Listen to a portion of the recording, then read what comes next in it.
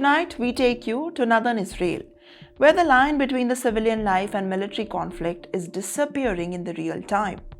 This is not just another battlefield update. It is a window into how deeply Iran-Israel-Hezbollah conflict is reshaping daily life of ordinary families in both sides of the border.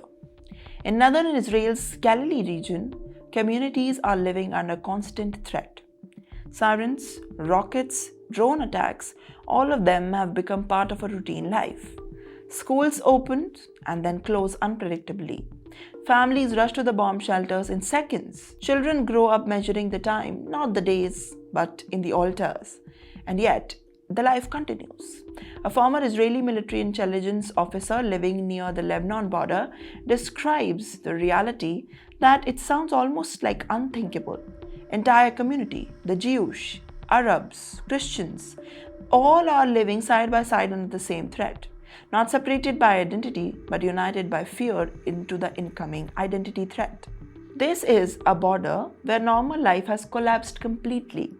He explains that rockets fire, FPV drone attacks, as well as cross-border satellites have now turned civilian zone into near-conscious evacuation areas. Even gathering more than a small group is now restricted in some of the locations due to direct risk, but the conflict is now limited to Israel's side.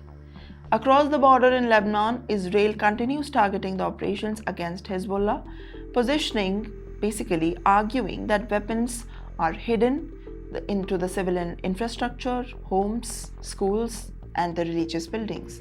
And this is where the conflict becomes even more complex. And that changes everything. The Israeli military says that the evacuation warnings are issued before the strikes, claiming that efforts are made to reduce the civilian harm. But critics argue that the presence of civilians in the conflict zones make the war zone impossible to separate the humanitarian consequences from it. Meanwhile, Iran and Israel say that their goal is very clear. Hezbollah forces away the broader potential that far of the Litani River deep inside Lebanon. But that changes the question altogether. Is this a temporary security operation or the beginning of a prolonged religious or maybe regional confrontation that could now reshape Lebanon's future? Well, Iran's support of Hezbollah adds another layer to uncertainty, with the claims that leadership structures are being rebuilt faster than they are actually eliminated. And yet, despite escalating strikes and counterstrikes, diplomacy has not stopped.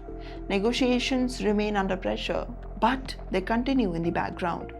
The question now is no longer just about how military advantages are there. It is about whether any sides can actually define to end this conflict or not. What are your thoughts on this? Make sure to comment down below.